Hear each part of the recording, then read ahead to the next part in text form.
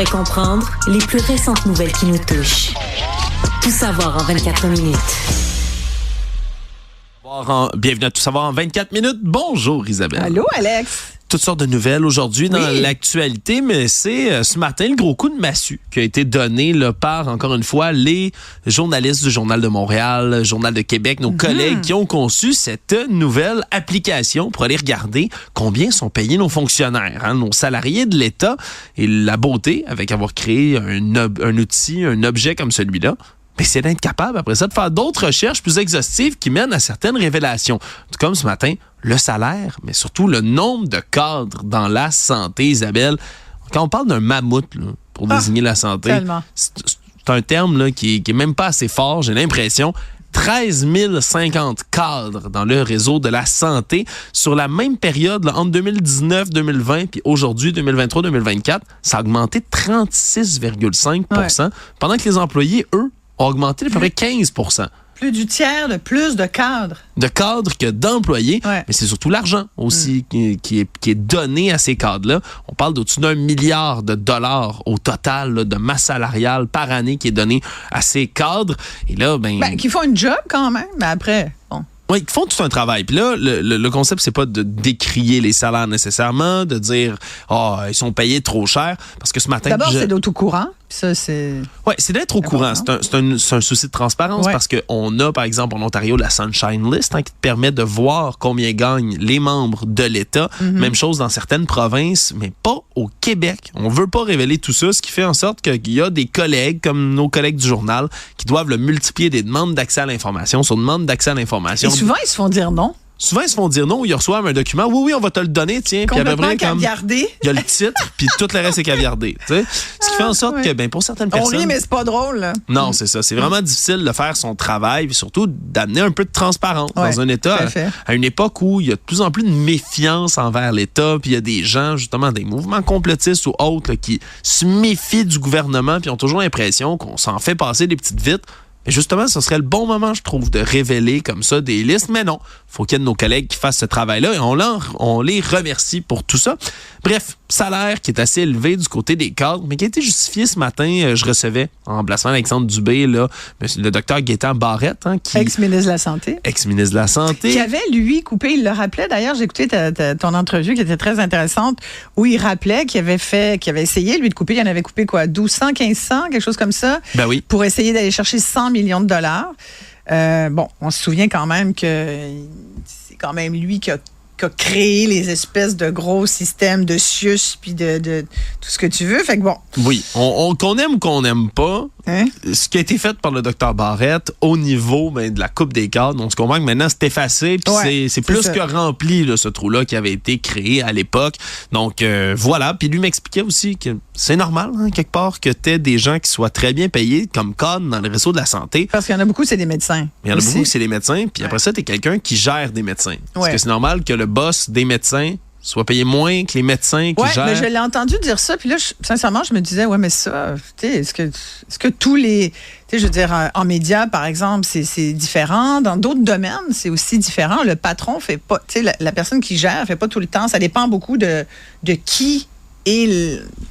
par exemple, les astronautes à la NASA, est-ce que le patron de la NASA, il y a des astronautes qui font beaucoup d'argent? Bref, ça dépend, je pense, du secteur d'activité. Effectivement, mais c'est des questions à se poser. Puis sans prendre nécessairement position, on peut avoir un avis ou un autre. Mais je trouvais ça simpliste un peu de dire, c'est sûr que faut que tu te sentes un peu plus... faut que tu fasses plus que la personne en dessous. Oui, c'est pas nécessairement un automatisme, mais ça peut quand même parler là, d'une certaine justification autour de ces salaires. C'est plus les disparités régionales aussi. Tu vois que... La directrice des services professionnels du CIUS du Saguenay-Lac-Saint-Jean a fait plus que Lucie O'Patterney, qu'on a bien connue pendant la pandémie, puis qui dirige le centre universitaire du CUSUM de Santé McGill. C'est quand même un grand hôpital à Montréal. Oui, mais il y a une question aussi de nombre de patients ou de couverture qui est faite. De couverture régionale, j'imagine aussi, puis d'éloignement, puis de primes. Voilà, donc c'est complexe, mais je rappelle... Mais ce qu'on voit, c'est qu'ils font plus d'argent que le premier ministre Legault.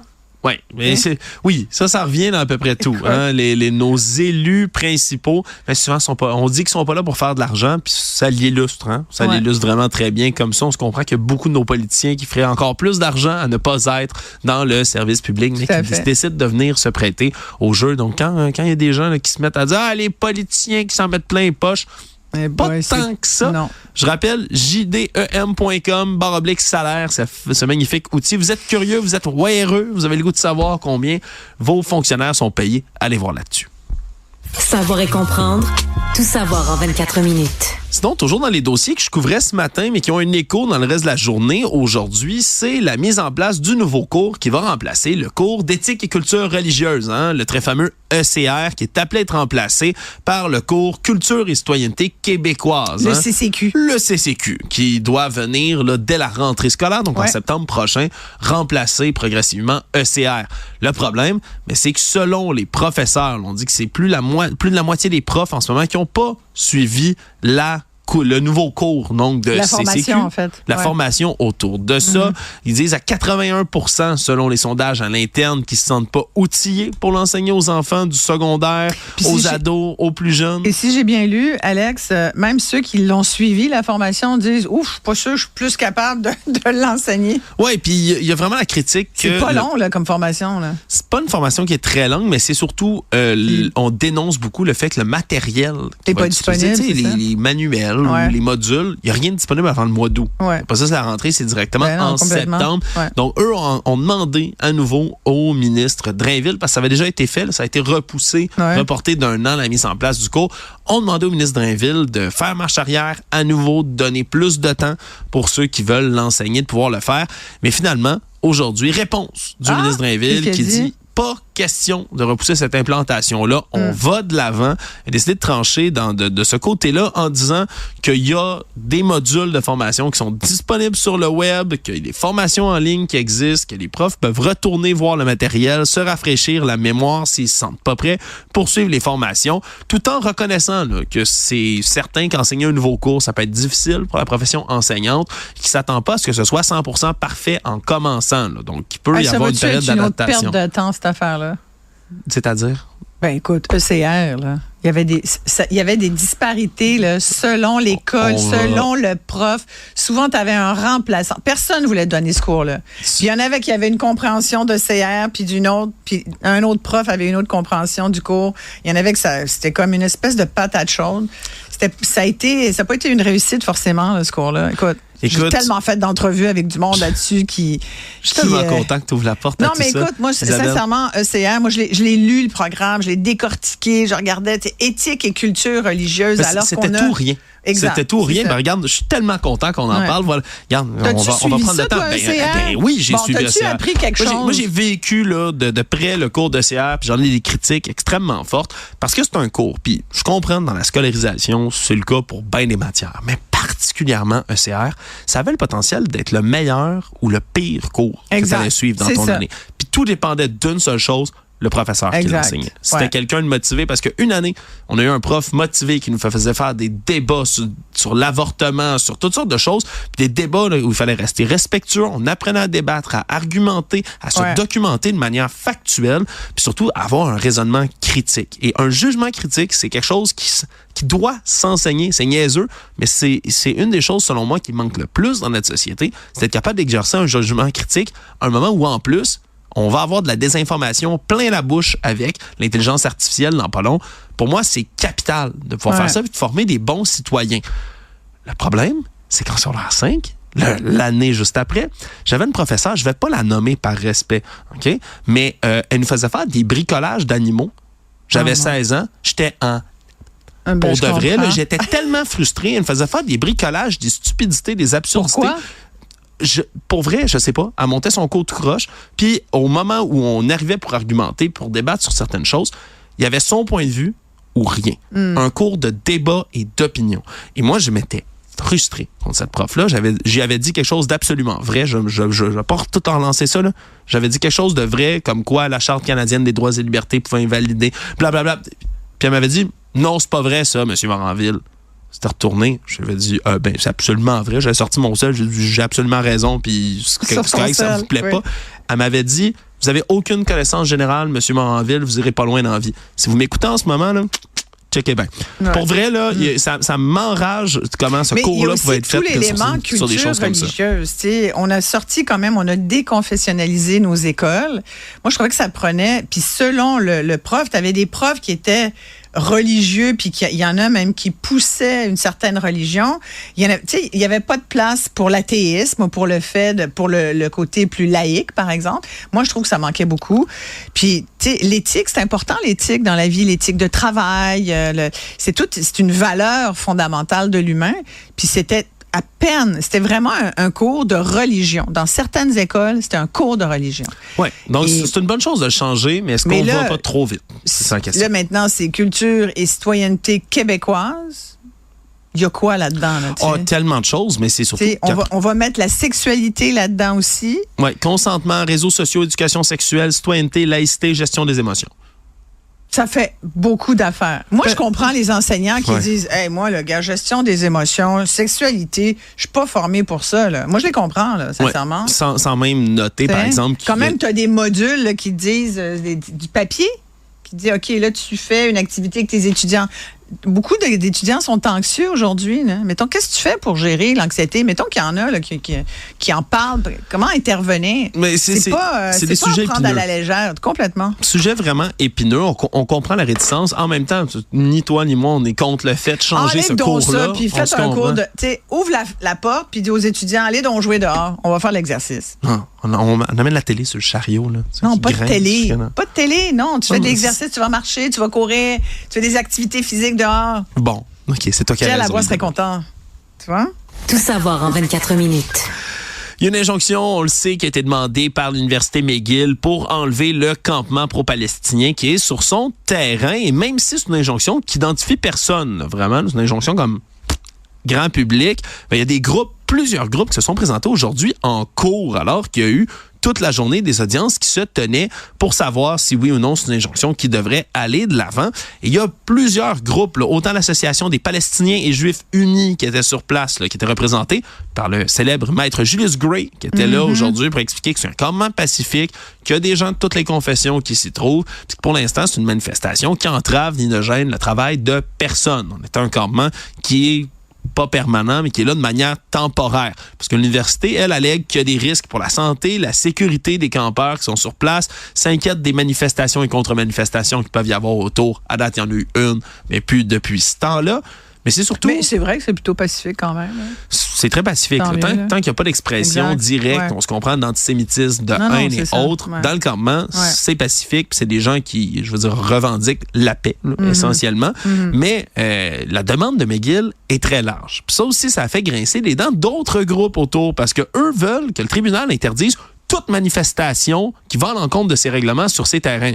Le problème, c'est que il y a l'Association des professeurs de droit de l'Université McGill qui est en grève en ce moment, puis qui, eux, manifestent sur le terrain de McGill. Donc, ils ont dû se présenter, eux aussi, au tribunal pour faire valoir que de mettre une injonction aussi large, mais ça allait empêcher littéralement la liberté de manifester de ses propres professeurs qui sont... De droit. Oui, exact. De droit qui sont en train de manifester. Il y a toutes sortes de choses là-dedans. Je rappelle qu'il y a eu un campement également qui s'est érigé là, du côté de l'UQAM avec des revendications beaucoup plus floues que celles du campement pro-palestinien à McGill. Donc, ça reste à voir toute cette situation-là. Là, pour l'instant, il n'y a pas de débordement comme aux États-Unis ou comme en Europe, heureusement, à Montréal. Donc, la police surveille, mais il ne se passe rien de trop grave. Tout savoir en 24 minutes. Je t'avoue que j'ai bondi, Isabelle, en voyant ça tout à l'heure. C'est les pages de la presse, entre autres, qui rapportaient ce qui a été expliqué par le grand patron de la Société des transports de Montréal, la STM, Eric Allen Caldwell, qui s'exprimait devant le conseil municipal de Montréal, puis qui a refusé, malgré des questions répétées et répétées de l'opposition, de nommer c'est quoi les stations de métro qui sont en mauvais état à Montréal. Parce que du côté de la STM... Il y en a, là, c'est sûr. Oui, la STM nomme 9 stations de métro qui sont... Parce qu'ils ont un classement comme de l'état des stations. Il y a 9 stations qui sont considérées comme en mauvais ou en très mauvais état. Et là, on a demandé... Lesquelles? Lesquelles? Ils ne veulent pas les dire. Il dit, je veux pas les dire. Ne veulent pas les dire, refusent de les identifier. Le mois dernier, le journal Le Devoir avait, là, dans la foulée de l'étude des crédits budgétaires à l'Assemblée nationale, avait demandé aussi à la STM la même affaire. Nope. refuse de dire catégoriquement quelles stations sont en mauvais état. Puis je voulais t'entendre là-dessus, parce que ça a-tu de l'allure quand tu es le patron d'une société de transport payée par tout le monde que tu refuses ça? C'est le même principe que tous les principes dont on parle. Là. Quand il s'agit d'argent public, une société de transport, c'est le cas, on te pose des questions, tu réponds, surtout quand tu reconnais que tu as déjà 9 stations problématiques.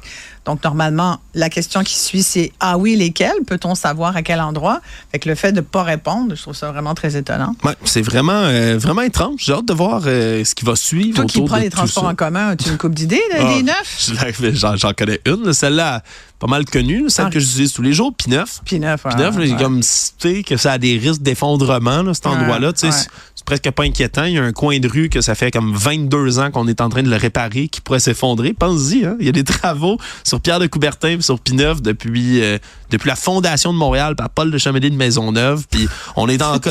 Pour vrai, c'est en réparation depuis toujours, P9, on va se le dire. Là. Puis là, ça risque de s'effondrer. En plus, je te le dis, moi, minute où ils vont inaugurer la rue P9, là, minute où ils vont inaugurer, les travaux sont enfin finis, ça va s'effondrer, sa station. Arrête, non. On touche du bois.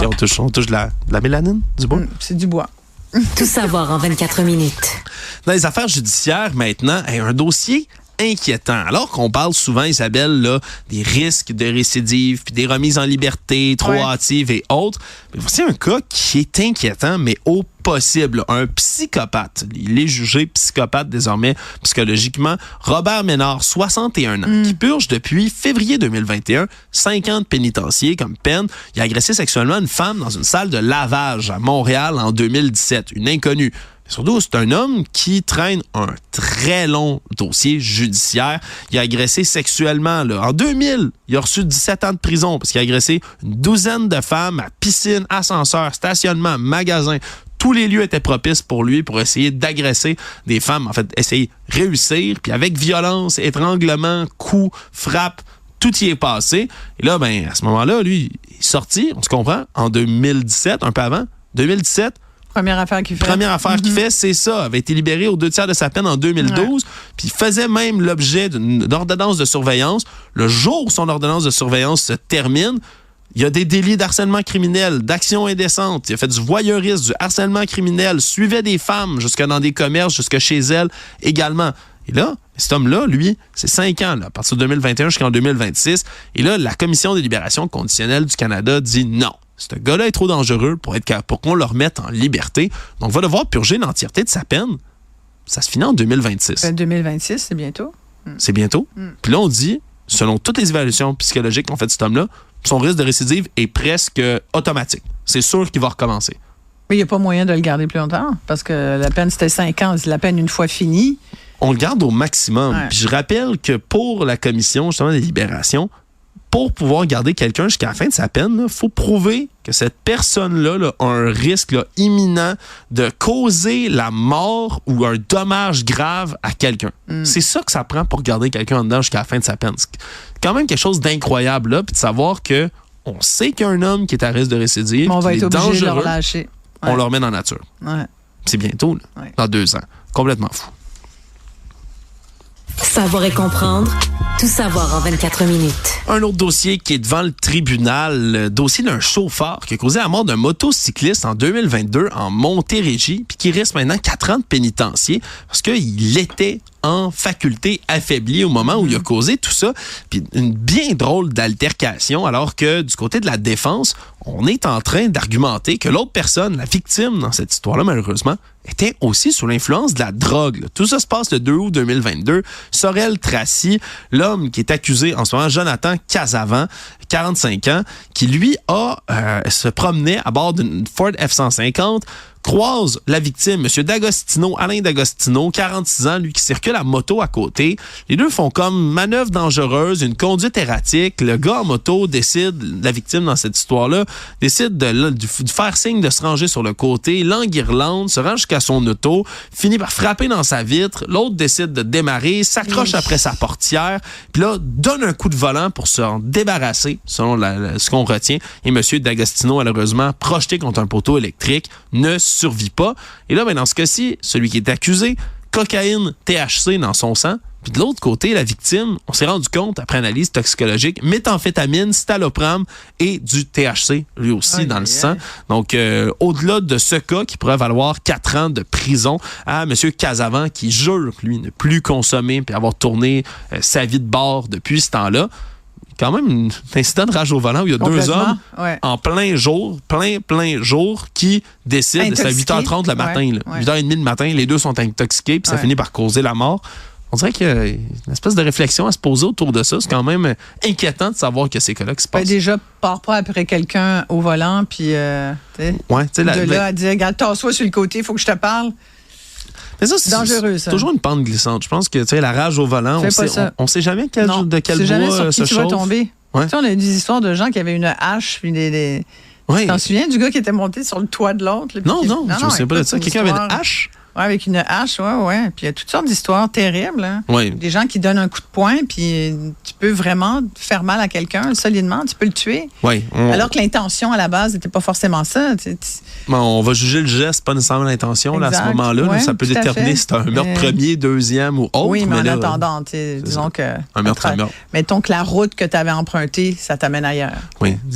Soyez poli sur la route. Soyez gentil, civil, cours d'éthique. Ben oui, complètement. Cours d'éthique, éthique au volant. Ouais. Ajoutez ça à votre liste, M. Lorraine. Économie. C'est une première au Canada, à Laval, aujourd'hui.